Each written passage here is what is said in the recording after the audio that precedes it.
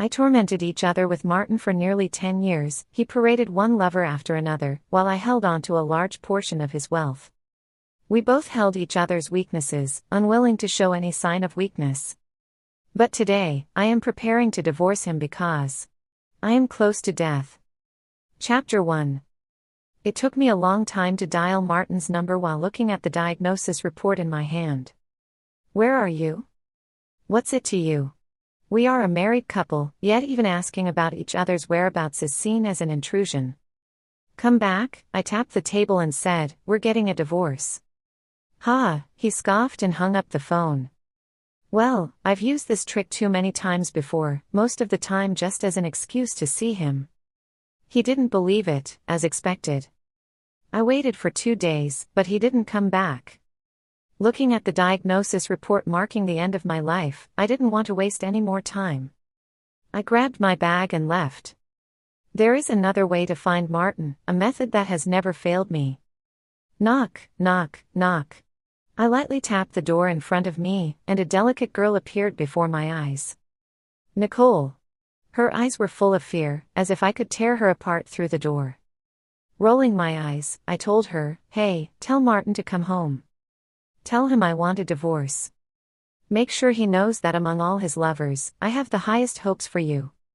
Maybe you'll be Martin's wife once we divorce. The delicate girl's eyes turned red. Nicole, I never thought. I sighed, cutting her off, spare me. Quickly pass on the message. If he doesn't come home tomorrow, I'll break down your door, smash your house.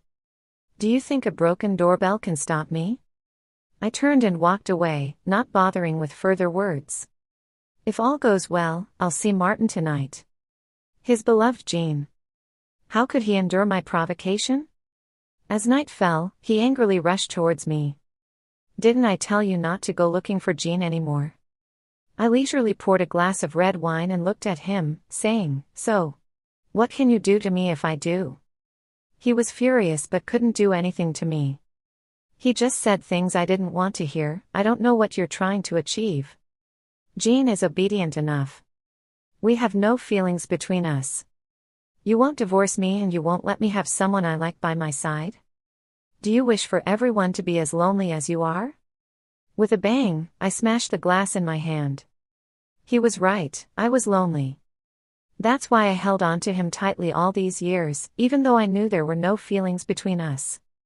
Yes, I'm in hell. How could you possibly go to heaven? I looked at him ask you, countering without showing weakness. Feeling tired inside, all these years whenever I saw Martin, we were always at odds. What was the point?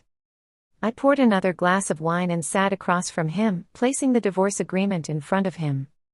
Sign it. Even if I have to go to hell, I don't want to see you there. We dislike each other in life, don't come asking for my favor in death. Martin's face turned serious as he opened the divorce agreement. I watched him through the glass. He was still handsome, with thick eyebrows, big eyes, a high nose, and thin lips. Oh, no wonder he's heartless. Why is God so unfair, letting some people stay handsome year after year? What do you want now? He glared at me suspiciously. I smirked. I just want this house, you can have everything else. I'll give up all our shared assets, can't you see? Maybe I asked for too much in the past, so now this sudden change made him feel uneasy. This house was our marital home. Even though it's not worth much now due to its age, I just can't bear the thought of another woman living here with him. I'm petty, I can't stand seeing him being affectionate with someone else. Besides, even if it's not worth much in terms of money, buying a good feng shui burial plot could be considered. Trading our home in the living world for a resting place in death, coming empty-handed and leaving empty-handed, would make things easier.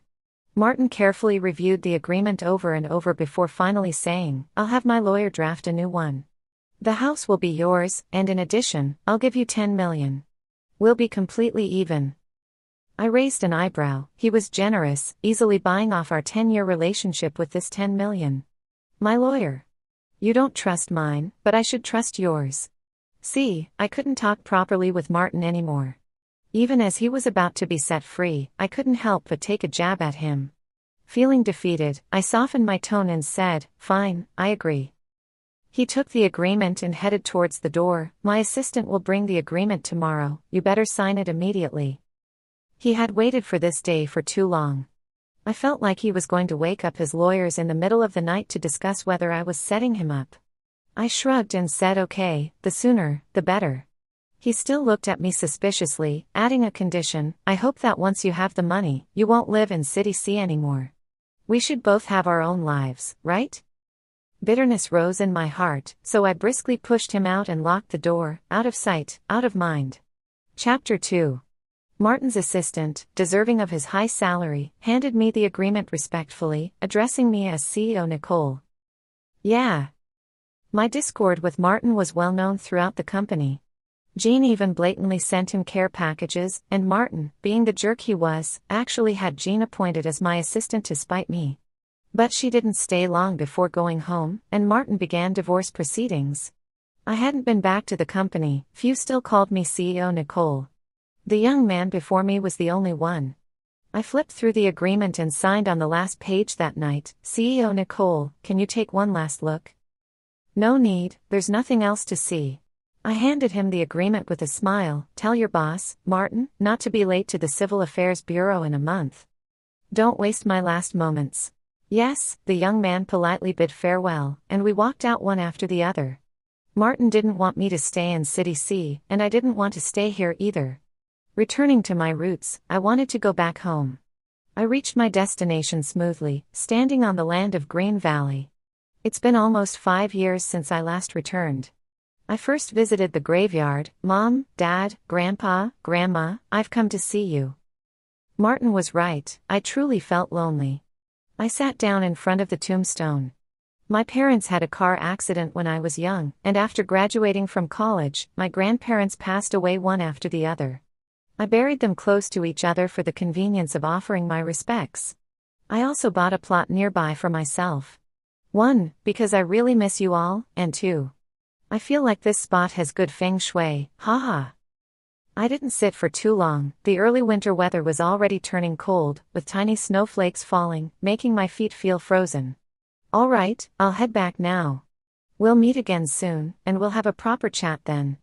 I really need to talk to you both properly, to tell you what that scoundrel Martin has been up to these years.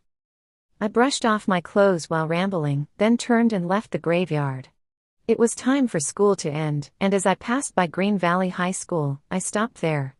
The children in their school uniforms had smiles on their faces, as the happiest thing during school hours was the holidays, even if it was just a small weekend break. I stood at the entrance for a long time, then finally decided to enter the school premises. Hey, what are you doing here? The elderly guard at the school gate stopped me, and in a hurry, I said, the teacher is looking for parents, sir. I'm a bit in a rush, the teacher will be worried soon. Perhaps it was my slightly red eyes or my acting skills, but the guard eventually let me in. I breathed a sigh of relief, strolling leisurely around the school. Some students were sweeping the floor. A mischievous boy packed a snowball and stuffed it into a girl's arms, and she grabbed a broom and chased him in circles. I smiled at them, feeling like if I blinked, I could see my younger self. And the younger Martin. Shaking my head, I walked towards the teaching building, following my memories to find Class 5 of Grade 12, which was on the first floor. The classroom was empty. I gently pulled the door lock, and with a click, the door opened. Step by step, I walked into the classroom, as if I could capture old memories through the musty air. I counted, sitting in the same spot where I used to sit back then, burying my head in my arms. 1, 2, 3. This was my trick back in school. Whenever I counted to 3, Martin would appear before me.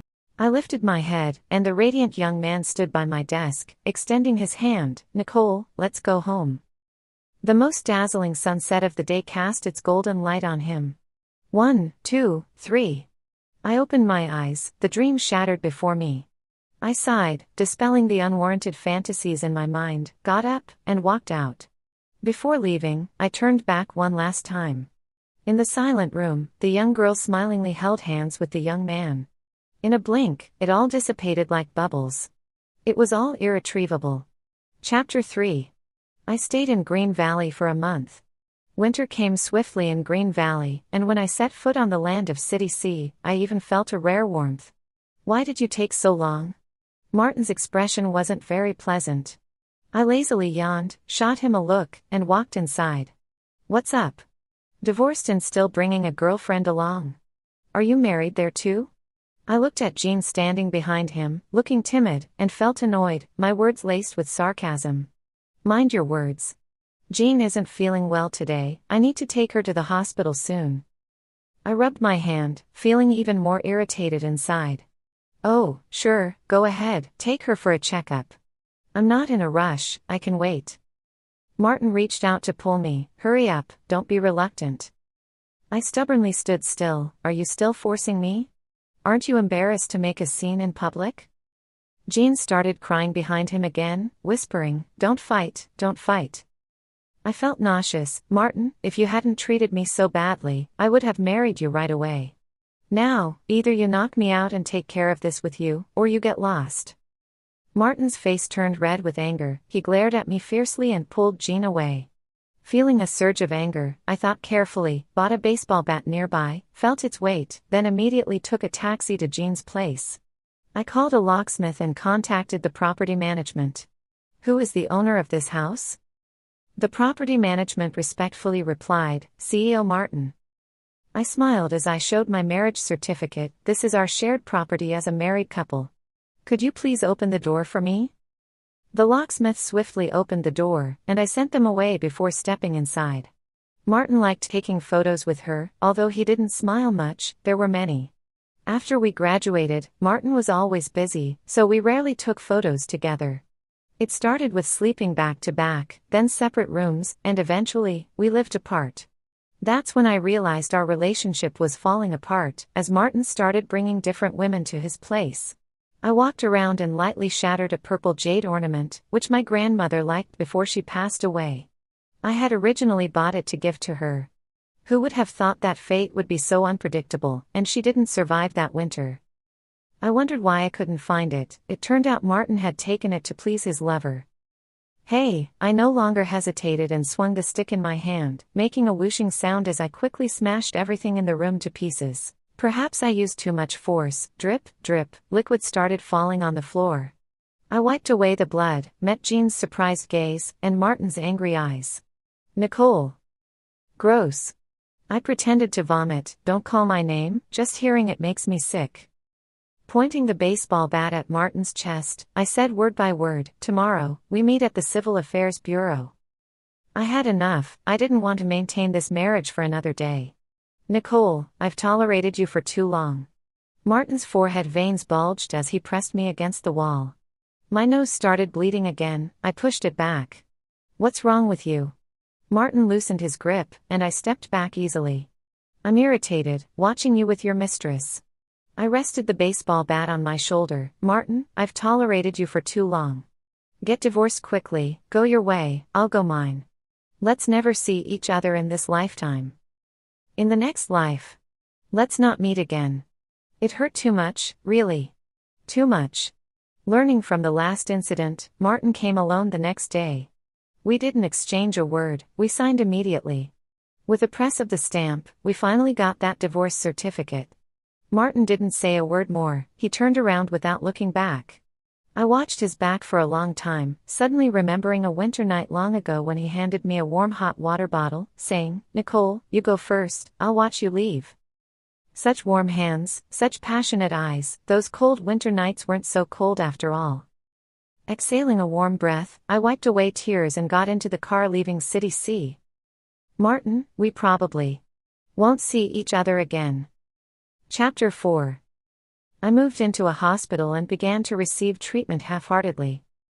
Bed 18. "Why did you secretly remove the needle again?" scolded the young intern nurse, standing with her hands on her hips. She was very efficient in her work and didn't hold back when reprimanding. I shrugged my shoulders obediently as she scolded me. "Don't you want treatment? Tell me." I rolled my eyes and half-jokingly said, "I feel too cold, really, could you get me a small hot water bottle?" The young girl hesitated but eventually brought me a delicate hand warmer. No more secretly removing the needle. She bent down to caution me, "Doesn't it hurt?" Looking into her eyes, I felt a rare pang of emotion. It had been a long time since someone asked me if I was in pain. The ones who cared about me were no longer in this world. "Not at all, not at all, thank you, Nurse Grace." I lied when I said it didn't hurt. After half a month, my hands had been pricked to the point of numbness. I couldn't sleep at night due to the pain, so I roamed around with the fourth stand. Nurse Grace was the only one inside the nurse's station, wiping away tears nonstop. I gently tapped on her desk. "What's wrong?" "Shh." She looked around before asking me, "Why aren't you sleeping?" Pointing at the fourth stand, I said, "Can't sleep, so I'm wandering around." She looked at my face, reached out to touch my forehead, and worriedly asked, "Are you in pain?" I had intended to say no, but against my better judgment, I nodded. She gestured for me to come closer. I pushed open the door of the nurse's station and sat beside her. We ate a big piece of sweetbread together, watched 5 episodes of a melodramatic TV series, used up a whole pack of tissues, and only when it was getting light outside did she urge me to return to the ward. I warned her, "Wait for me to watch this together next time." I remember the plot now, and you're not allowed to sneak a peek. Nurse Grace smiled and agreed, "Quick, go back and sleep." After watching late-night TV dramas with Nurse Grace 3 times, one late night, I received a call from Martin. "Where are you?" I raised an eyebrow. "Why do you care?" Things that weren't his business when we were married, now he wanted to know after the divorce. He was obviously taken aback by my response, so he decisively hung up the phone. My good mood disappeared instantly, and I angrily added him to my blacklist. Nurse Grace, who was waiting for me to watch TV together, asked softly, "Is he a family member of yours?" I waved my hand. "I don't have any family members, everyone in my family is dead." Nurse Grace pointed at the phone. "What about him?" Glancing at the screen, I thought for a moment before saying, "Him? He's just an annoying person. A very annoying person." Just one phone call didn't cause any ripples in my life. I continued to sleep during the day, receive treatment, wander around at night, and when Nurse Grace was on duty, we watched TV dramas together. But annoying people don't just disappear. A week later, I received a text from an unknown number. "You blocked me." I pursed my lips and proceeded to block that number as well. Martin has made some money in recent years. I don't know who spoiled him. He has a relentless attitude towards achieving his goals. I finally managed to fall asleep once and he woke me up with a series of phone calls. "Oh, I forgot, he used to be a rich young master." "Hello?" I replied with a bad tone, unable to even open my eyes. "Why aren't you at home?" Martin's voice came through the phone. I was a bit impatient, but still asked patiently, "What do you want?" "Which card should I transfer the money to?" "Any card will do. Why are you calling me for such trivial matters?" "Don't hang up." I brought the phone closer and said, "Speak quickly. Why aren't you at home?" He started with some nonsense, but I had a sudden thought and asked, "Are you at my place?" "I advise you to come out quickly. I've listed this house with an agent. Someone might come to view it at any time. Hurry up and get out of the way of my money." "You're selling it?" His voice raised a few decibels. "You're selling this house?" I suppressed my impatience and said, "Not selling it to leave to my child. Stop the nonsense and get out quickly." "Where are you?" he asked with some seriousness. "None of your business." I lost my patience and immediately hung up, blocked, deleted the message, and then couldn't fall asleep no matter what. I tossed and turned until dawn, cursing Martin in my heart a million times. Chapter 5. Even when angry, I still had to obediently go for treatment with Nurse Grace. In my hometown, it was inevitable to run into old acquaintances. "Nicole." I heard a voice and looked over. It was my best friend from high school, Christine. When old acquaintances meet, they always have to catch up. That day, with Nurse Grace's approval, I had a rare opportunity to go out for a while. I chose Hot Pot. "Are you doing well?" Christine asked cautiously. I smiled and said, "It's okay, I have some money, but my life isn't long." Her hand shook as she picked up some food, looking at me in shock. I focused on putting a piece of meat in my mouth, only then did I notice her tears falling in big drops. Hey, what's wrong with you? I quickly pulled out 2 tissues to help her wipe her tears, feeling a bit flustered. What illness? I waved my hand. An incurable disease. It's nothing, I won't die right away. Looking out the window, I said, I want to die on a sunny day, winter is too cold. Are you still with Burton? When she mentioned Burton, her eyes dimmed slightly, and she quietly said yes.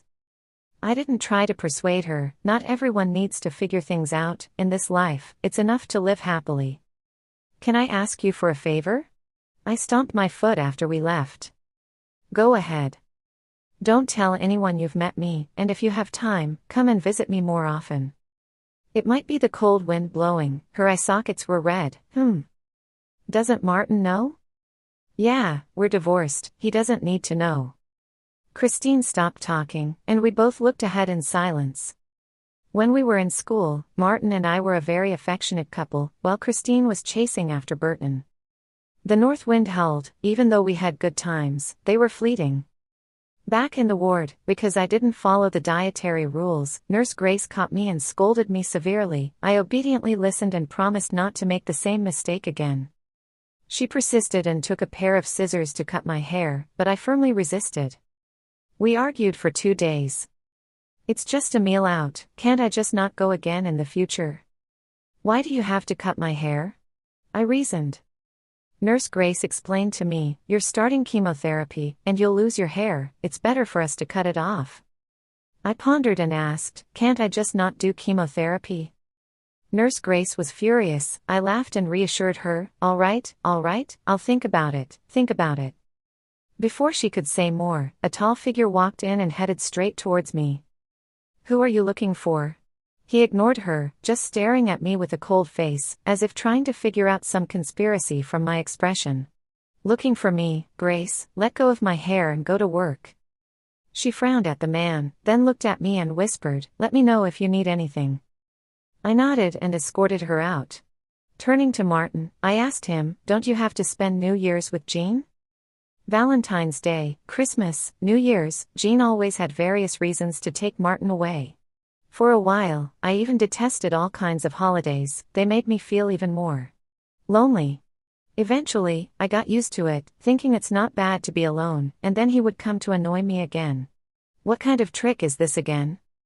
My heart sank. Even if you're used to sharp knives, it still hurts when they tear open wounds. I sighed and said, yes, this is my new way, don't be deceived, just leave quickly. You're coming with me. He made a move to pull me, catching me off guard, and we took a few steps. Let go of me, I emphasized and shook off his hand. We have nothing to do with each other now, understand? Why are you here? He let go of my hand and took 2 steps back. You won't use being sick as an excuse to take more money from me, you know we're already divorced. I changed my breath quietly, feeling like the blood in my heart was starting to stagnate, causing numbness. I didn't even want to say a word to him, I could only drag him outside. Get lost, quickly get lost, take your money and go find your mistress, disappear from my sight. I almost shouted the last sentence. Martin gritted his teeth, straightened his collar, and walked out, closing the door behind him. Chapter 6. Nurse Grace opened the door with some concern. Are you okay? I asked with a pale face, can I skip the 4th if I'm not feeling well? No, you can't. Then I'm fine. Since that time, Martin hadn't appeared in front of me, and I had another peaceful week. Christine would often come to visit me, although we didn't say much, afraid that any word might touch a sore spot, but overall it was harmonious. I always hoped she could sneak in some junk food for me, but it always ended with Nurse Grace finding out and confiscating it. I was speechless. As the Lunar New Year approached, Nurse Grace whispered to me, the weather is getting colder. I chuckled, the 7th and 8th of the 12th month, freezing to death. I counted the time in my head, making sure to return to the ward on time after going outside for some fresh air, lest Nurse Grace scold me again. When I turned around too forcefully, I bumped into someone. Dizzy for a moment, I stepped back to apologize. Sorry. Rubbing my forehead, I tried to walk past him, but he grabbed me from behind. Nicole. Martin's face was in front of me again. If it wasn't too cold to bother, I would have slapped him. What do you want? I glared at him fearlessly. He looked far from refined this time, with stubble on his face, looking quite haggard. What? We've only been divorced for a few days and you're already bankrupt? Did your mistress dump you? I sneered at him, but surprisingly, he didn't retort. Instead, he just stood there, staring at me intently. I shivered, shot him a disdainful look, and walked back into the room. Nicole. I sprang 3 meters away. What do you want? It had been a long time since Martin called me like that, and his unfamiliar tone made my heart race. A hint of awkwardness flashed in his eyes. You're sick, why didn't you tell me? I was full of question marks. What's it to you? We both fell silent. At the very least, we have the bond of marriage. I coldly hummed and looked at him. Stop talking about marital bonds.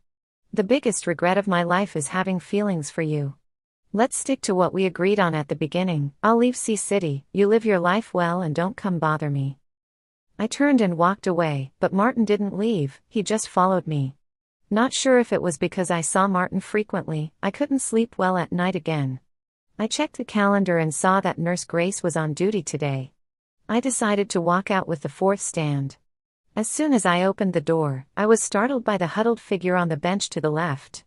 I cautiously approached and under the moonlight, I finally saw that it was Martin's face. I kicked him awake without any politeness. What are you doing here? He groggily woke up, not looking upset, just staring at me and asking, where are you going?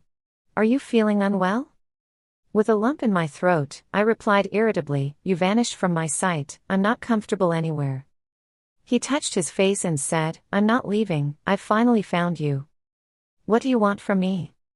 He didn't speak, and I didn't want to stand there arguing with him. Hurry up and leave, or I'll report you for occupying public resources. Leaving these words behind, I excitedly ran over to watch TV dramas with Nurse Grace. During the commercial break, Nurse Grace approached me and said, that person stood in front of your door for a long time today, just watching and not going in. I figured that when I pushed him away while napping in the afternoon, I thought he had left, but who knew he had come back? Ignore him, he'll leave in a while. The warmth of home, the thriving company, I only had cold words for Martin, someone who only cared about himself wouldn't stay too long. He came to access your medical records. I pursed my lips and didn't say anything. I didn't give them to him, but others might. He said he's your husband. I got anxious all of a sudden. This is a misunderstanding that needs to be cleared up. We're exes. Ex-husband and wife. I don't know if he came to see me out of concern or to covet the property he wants me to share with him. Nurse Grace immediately became alert, looking behind me defensively. What are you doing? I turned around and was almost scared to death. What are you doing following me? Martin's face darkened as he said, it's not about money. I sighed deeply and looked up at the ceiling. If it's not about money, then what else could it be? I could only take him back to the ward, sitting cross-legged on the bed to talk to him. Chapter 7. You win, okay? What do you need me to do? How much money do you want? How much? Martin remained silent, placing my hand under the blanket, reaching out to hold the fourth tube, and smiled at me. Let's sleep for a while, okay? Don't be like this. I waved my hand at him. Let's do this. You write up the transfer contract for me to sign, then you get lost, okay? Martin gritted his teeth and glared at me. Nicole, your mouth will be the death of me sooner or later. I coldly snorted, sorry, but that might happen to you first. As if knives were falling from the sky, Martin shed tears. I'm not dead yet, and you're already pretending to be compassionate? I reached out my hand and waved it in front of his eyes, feeling even more blocked up inside. Nicole, I regret it, don't scare me, okay? Martin, with red eyes, reached out his hand to hold mine. After all these years, he still knows how to coax me, my softest spot. In school, whenever he made me angry, all he had to do was sit in front of me, lower his head, hook my finger, and soften his voice, saying, Nicole, Nicole, Nicole, don't be angry, Nicole is the best, I like Nicole the most, don't be angry, okay? Get lost. I got so angry that I kicked him hard as I stood up abruptly. I couldn't stand him pretending to be 18 years old to win my favor, and each time after I forgave him, he would hurt me with those 18-year-old eyes. I was even more annoyed with myself for always being soft-hearted. Martin stood up as if his heart had been broken. I'll be outside. If you miss me, just call me, okay? Get lost. Every second longer, and tears would start flowing. How could I not miss him? But even if I did, I wouldn't see the 18-year-old Martin again. The 28-year-old Martin, I didn't even dare to imagine. Nurse Grace was going home for the new year. She kindly reminded me, take your medicine properly, get your 4 fluids, no pulling out the needle, no running around. I obediently repeated after her, take medicine properly, get 4 fluids properly, won't pull out the needle, won't run around. Nurse Grace was very pleased. I leaned on the table and asked her, can you prescribe more painkillers? I'm in so much pain at night. Grace nurse shook her head, leaned in close, and said, why don't you let that person in, let him accompany you, it's the new year after all. I shook my head, saying no, just because he was at the door, the thought of it made me uncomfortable. If my heart hurt, my body hurt even more. On the 30th day of the year, Martin wasn't waiting outside my ward, and I didn't care. I took a stroll and then ran back to my room to watch TV. Firecrackers outside crackled, and I stood by the window, feeling festive. Bang! Bang! Nicole, Happy New Year. Martin blinked at me, a smile on his lips, holding a cake in his hand, the candlelight on the cake shimmering in his eyes in the night. Nicole, make a wish. He eagerly pushed the cake towards me. I didn't move, staring at him with a complicated expression. Martin, you're really disappointing. I blew out the candle with a whoosh, saying, 2 years ago on New Year's Eve, I said I was lonely celebrating New Year's alone and wanted you to accompany me. You came back, but then at 11 p.m., you said you had to leave, something big came up, the CEO of your business partner couldn't take a break for the new year. You had to work overtime. What overtime? I heard it all. Jean said she was so scared, she wanted you to comfort her. With my hands crossed in front of my chest, leaning against the door frame, I said, the night you left, I spent New Year's Eve alone, feeling that winter was too cold that year, and New Year's didn't mean much. Since that day, I no longer look forward to the new year. You forgot. I didn't forget, I stopped looking forward to the new year a long time ago.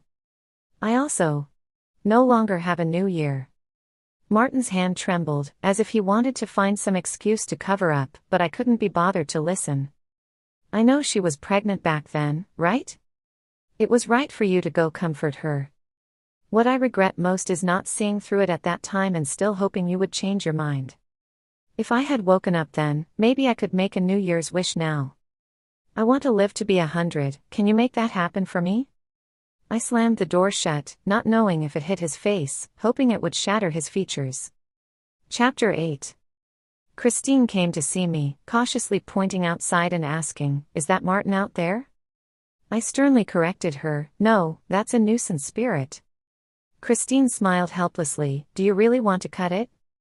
Go ahead, Grace the nurse is too busy, don't take up her time, you do it for me, I'm still a little reluctant. Christine silently began, bidding farewell to my beautiful hair. Looking at myself in the mirror, I thought, I have become a patient, a terminal patient. I couldn't stroll around as much anymore because of the pain. I asked Grace the nurse to find a caregiver for me, saying, they need to be nimble and work efficiently, I have money. Grace the nurse kept her word and found a caregiver for me the next day, but Martin intercepted before they even entered. I'll take care of you, he said gently but with a firm tone.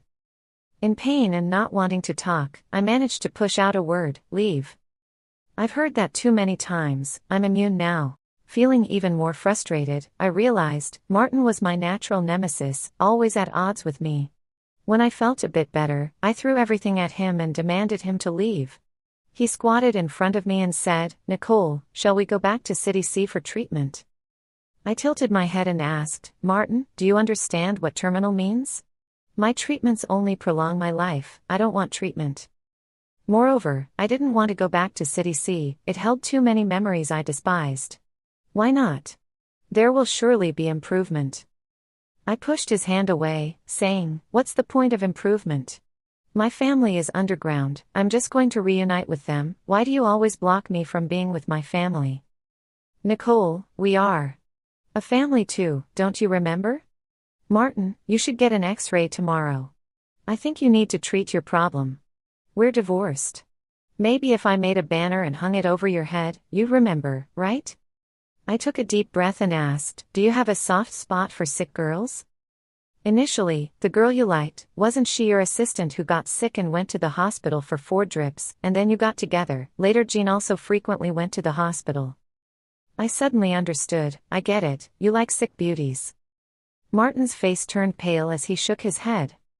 Your strange fetish is really something, you better go check on it soon. I was starting to feel nauseous just looking at his face. I warn you, don't interfere with me finding a caregiver. I won't leave my money to you even if I die tomorrow. I won't give it to you even if I throw it out the window. With red eyes, Martin brought a basin and placed it under me, saying, do as you wish. He patted my back, tears flowing, making me even more nauseous, and I vomited everything I had eaten that night. Martin no longer blocked the caregivers I hired from entering, but sometimes he would help the older caregivers with their work. I turned a blind eye, satisfying his strange fetish. As long as they didn't bother me, it was fine. On the Lantern Festival, the older caregiver took a day off, and I gladly agreed. After all, her grandson's voice was so sweet, I liked it very much. Fireworks were still going off outside, and I leaned against the window watching. Nicole, it's cooler by the window.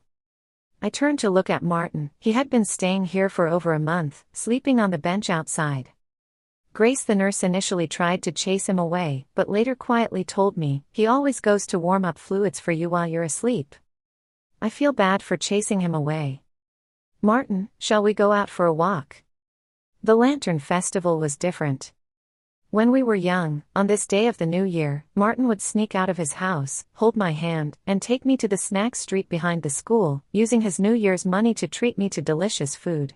With a prominent family background, Martin always had to sneak out from various gatherings, appearing in front of me dressed in a little suit like a prince. This day was the one I looked forward to the most in the entire year. I once asked him, what if your family doesn't agree to us being together? Martin laughed heartily, embracing me gently, saying, Nicole, then we'll elope, just like now.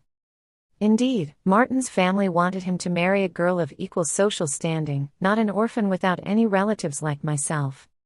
He firmly refused, and on a particular Lantern Festival, he took me away from this city. I will never forget that year on the bumpy train ride, lying in his arms, saying, I have no family left, Martin.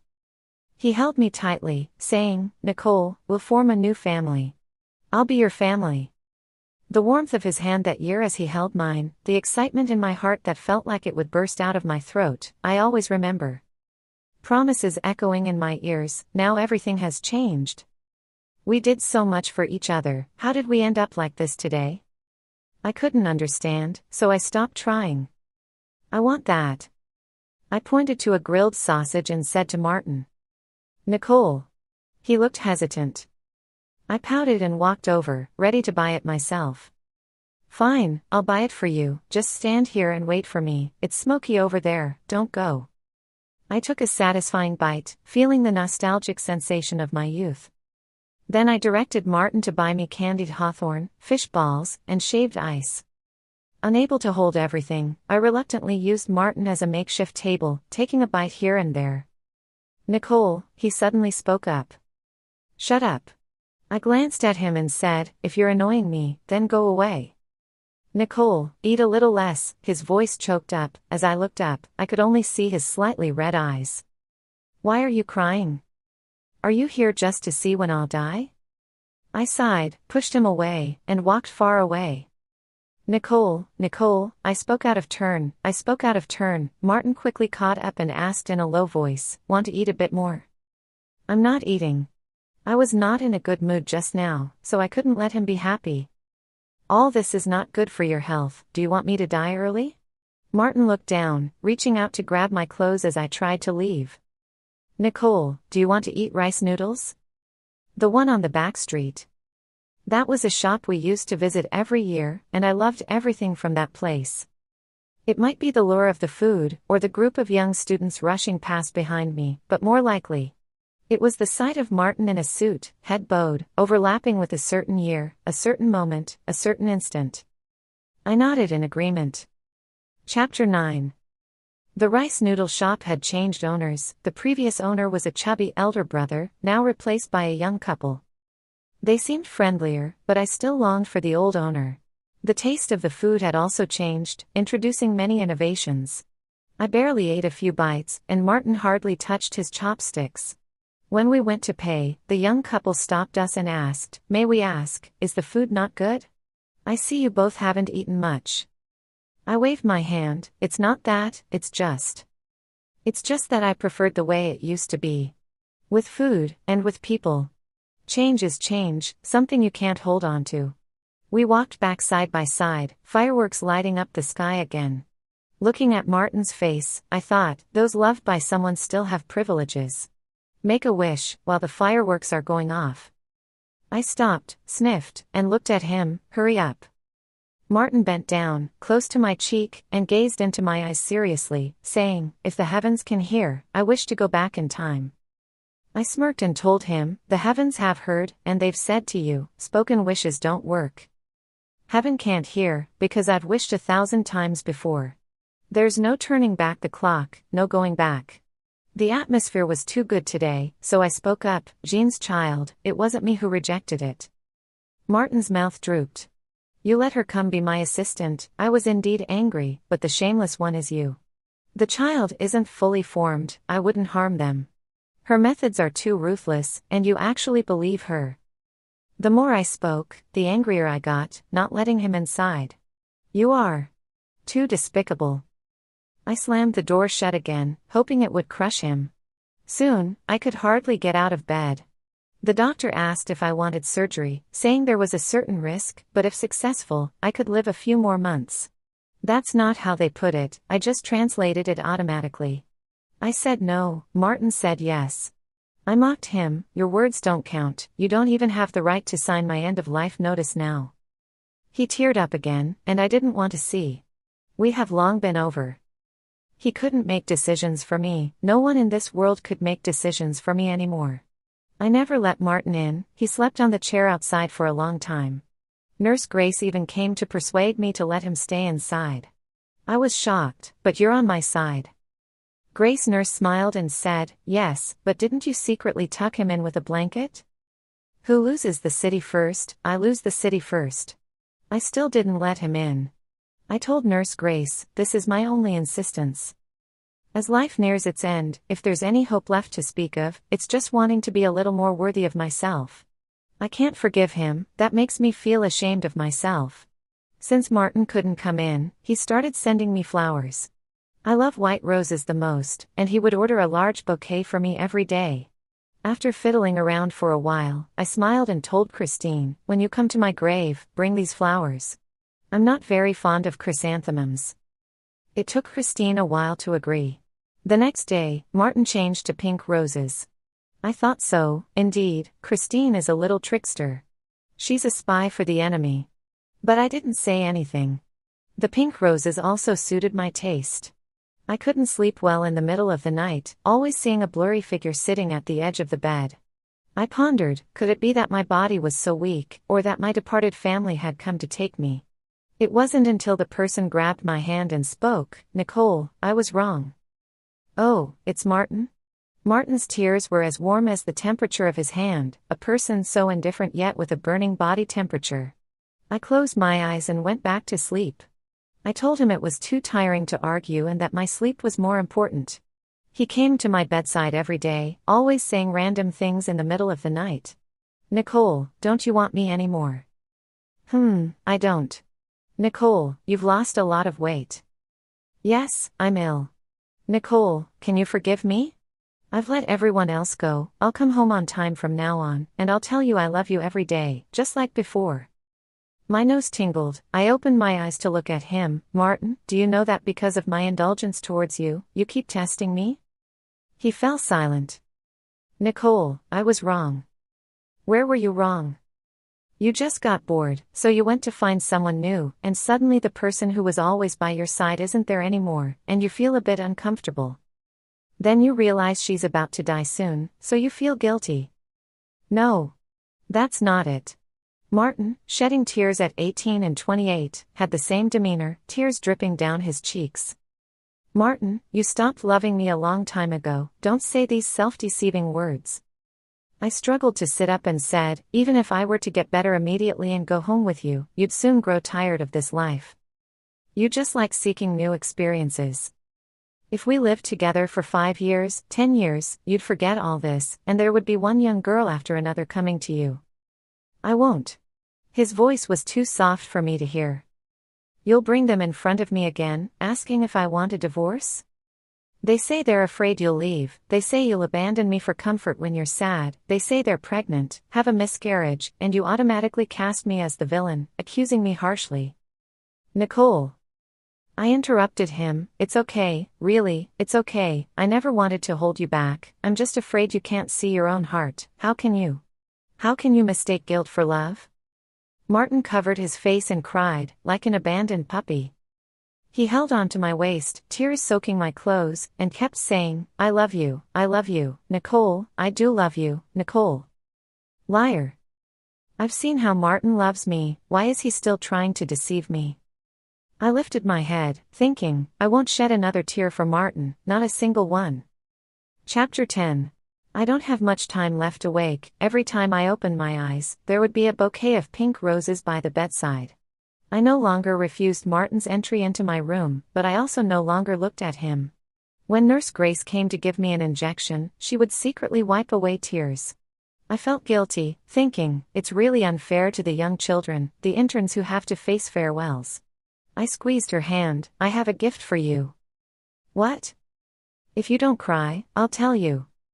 The little girl pouted, who's crying? Certainly not me. I smiled, this gift, I can only tell you after I'm dead. Martin would help me wash my body, and I didn't resist, just stared at him, you've become a bit ugly. He nervously stopped his actions and asked me, where do you think I look bad? I'll go tidy up. I shook my head, don't bother, even if you fix yourself up, you can't return to 18 overnight. I said, I still love the clean and fresh young man. Martin forced a smile, gently covering me with the blanket. Martin, you no longer like me because I'm not 18 anymore, right? I was really curious, but Martin didn't answer. He turned away from me, sobbing, his back shaking violently, as if he might faint the next second, crying for a long time. At night, he held my foretube, touched my cheek, and said, Nicole has always been beautiful, the most beautiful. Liar, then why do you love someone else? I ignored him, rolled over, and fell asleep. After the nth time of asking Nurse Grace for more painkillers, the weather finally warmed up briefly. After a heavy snowfall, Christine came in with fruit to see me, and I asked her, can you take me out for a walk? The weather outside seems nice. She looked around, where's Martin? I said, he went to buy flowers. Christine smiled, still put on me a thick coat, and pushed me out the door. When passing by the nurse's station, I saw Nurse Grace, waved to her with a smile, but she lowered her head and shed tears. I asked Christine to get me another coat and wait for her in place. The TV series isn't finished yet, Nurse Grace said with red eyes. I laughed, 300 episodes. I've already watched 298 of them with you. There are still 2 episodes left. She was telling me she wanted me to come back. Just watch the remaining 2 episodes yourself, make sure you finish them. I told her I was going to a new world. I probably know that this is commonly referred to as the last burst of light. Before Nurse Grace could say anything else, I waved my hand at her and said, Nurse Grace, be happy, okay? Such a kind child, she must live the rest of her life well. Christine pushed me downstairs, and I asked her to stop in a warm sunny spot. The early spring sun was warm, and lazily I asked, Christine, did you tell Martin the first I'm here? Christine hesitated for a moment, then bent down to ask me, do you want some water? I smiled, it's okay, it's okay. Burton is getting married, right? This time she didn't stay silent, yes. What do you think? Her gaze shifted far away, her voice sounding like it was carried by the wind, I don't know. I nodded and didn't say anything more. Chrissy, I suddenly spoke up, calling her by her nickname. Christine's body stiffened sharply, her eyes turning red. Chrissy, do you remember when we were in school, what wish did we have? Christine tugged at the corner of her mouth, thought for a moment, and said, I wanted to be a baker. Back then, we loved desserts the most, and hoped to make the best desserts, making everyone who tasted them happy. Such a simple wish. Christine was raised by her mother alone. Similar people always seek warmth from each other. We tried to get closer to each other. The snow on a cold night will be melted by the warm sun. Martin is the brightest light in my life. Nicole. Nicole. Nicole. I turned my head and saw Martin holding a bouquet of pink roses, calling my name at the window. He was so eager, almost half of his body was out of the window. I looked at him from afar and thought, this is good, just this one look, it's good. Shall we go back? Christine started to push me. I reached out to stop her, teasingly saying, Chrissy, this is a punishment for you telling Martin secretly. I want you to send me off alone. Tears welled up in Christine's eyes, and I raised my hand to wipe her tears. Chrissy, you see, if I had to say what I most want to see, it's this scene right now. I secretly pointed at Martin, saying, he cares for me, takes care of me, worries about me, and gets all sweaty with anxiety when he can't find me. Since I first met Martin, until today, it's exactly half of my life. I leaned back, trying to make myself more comfortable. Half, what a long period of time. Good, bad, they all come from him, the most sincere emotions, the most malicious words, the hardest feelings to let go of.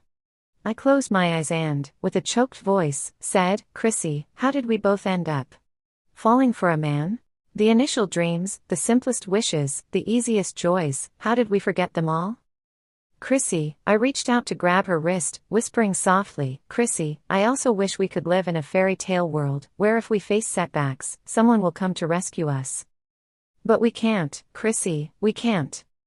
Tears streamed down my face, hitting my palm and creating ripples. Chrissy, who can save us? Only we ourselves can save ourselves. Chrissy, I hope you find happiness. You should have been the one most deserving of happiness. We were supposed to be happy. Christine's lips trembled, tears kept falling on my hand. She repeated, Nicole. Don't go. Nicole. Don't go. We had both grown accustomed to being adults, rarely speaking such words anymore. The last thing we should say on the road of growing up is speaking like children. But between life and death, everything can be forgiven. I watched her cry, but had no strength to wipe her tears away. Chrissy, go do what you want to do. Whatever it is, I hope you do what you truly want, even if it means staying by Burton's side, guarding a love that will never bear fruit. You need to be happy. Be happy for me. Nicole, wake up. Is there anything you want to say to Martin? Christine sobbed beside me. My consciousness began to blur, my soul felt empty, I could only shake my head stiffly. What should I say? Sweet words were spoken enough when we loved each other, pleading words were said enough when we weren't loved, and so many cruel words were spoken when our hearts died. What else do I have to say to him? Everything I could have said to him in my lifetime, I've already said. Walking to the end, we have nothing left to say. Chrissy, I still managed to smile at her. It's a sunny day. My favorite, warm sunny day. Even on the road to the afterlife, it won't be cold. Nicole. Someone ran towards me, their voice hoarse. I looked up and saw Martin holding a bouquet of pink roses. He stumbled towards me as if he had used up all his strength. In that moment of confusion, I felt like I saw that spring years ago, a young boy in a white and blue school uniform, running towards me breathlessly, holding a bouquet of wildflowers he hastily picked up from the roadside. He blushed, but still looked me in the eyes and said, Nicole, can you be my girlfriend? I promise. I will treat you well. I just smiled, took the flowers from him, and said, all right, deal, but remember, you must keep your promise. Martin, you must not break your promise. It's you who broke your promise. That tear that was supposed to never fall, still rolled down my cheek. As spring returns to the earth, I sleep without waking. Martin's side story. You don't want to see me, do you? The gravestone remained silent. The person in the photo just smiled, but I missed her lively presence scolding me. Even if it's just holding a stick and smashing everything in the house. But it's impossible. You're so heartless, not even a word left for me. Not even a last meeting, just leaving me with a grave that I had already bought. Nurse Grace cried so miserably, she said she would never watch the last 2 episodes of that show. She promised you to watch it together. The child cries fiercely, eyes swollen from crying. Playing with the large bouquet of roses, I said, she donated all the money you gave her. Your judgment has always been better. Nurse Grace is a good kid. She said she was always meant to heal and save people. This money should go to those who need it more, those who need help. Except for loving me, you always chose the right people. Christine broke up with Burton. They never got married. He just sits in front of the small shop she bought. Christine never visits him either. I think Nicole must have said something to Christine, but she wouldn't tell me. Nicole, why don't you ever visit me in my dreams? I still reached out to touch her cold picture. Well, you should blame me. I opened a bottle of wine for myself. Nicole, I blame myself too. Initially it was just something new, exciting, but how did we end up walking so far that we can't turn back? Nicole, I never wanted to divorce you. You must not believe it, but I never wanted to divorce you. I thought you would never leave. You've always been behind me. Every time I turned around, you were there, so how could you leave? It's my greed. Nicole, you never believe me. It's okay. If you don't come to see me, I will go see you. I almost forgot. My wish is to have a home with you. Nicole, after you left, I truly had no one else. You must think I'm ridiculous. I think I'm ridiculous too. How did I come to understand what I really wanted today? You probably think Christine told me where you are, right?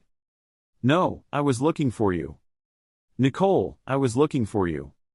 I've been looking for you for a long time. You're not at home, not at the office. I'm so worried, I can't find you. Later, I found you, but you were lying in the hospital. I'd rather you were deceiving me, scolding me, hitting me, rather than really being sick. I wiped away the tears. You're probably going to scold me for being overly sentimental again. After some thought, I said, our house, I bought it back again. That's the house filled with our memories. How could we sell it to someone else? I've secured the shop on the back street near that school. That's your favorite, from now on. I'll take care of it. You'll definitely scold me. It's okay. I even dream of being scolded by you. Suddenly remembering the pastries Christine made in my bag, I quickly took them out and arranged them neatly. Christine insisted that I give this to you. I almost forgot. She said this was the first one she made. Promised to give it to you. Taste it. If it's not delicious, you can scold her in her dreams. Nicole, I miss you so much. Could you visit me in my dreams too? I covered my eyes and thought, you probably wouldn't want to. Fine, then I'll come find you. Postscript. After much consideration, Christine decided to bury Martin's ashes next to Nicole. The weather is getting cold, you should go back soon. Burton stood beside her, holding an umbrella, speaking softly. I thought Martin would be okay on his own. Burton's eyes darkened, memories weigh too heavily on him, he can't let go. Then why did you do that in the first place? Burton lowered his head, because they couldn't see clearly. Christine adjusted her clothes and walked out. Let me walk you back to the store. Christine pointed to the figure standing under the tree and said, no need, my husband is waiting for me, you go back early, it's getting cold. Memories weigh too heavily, who can truly let go? If you can't see clearly, then perhaps it's better to miss out.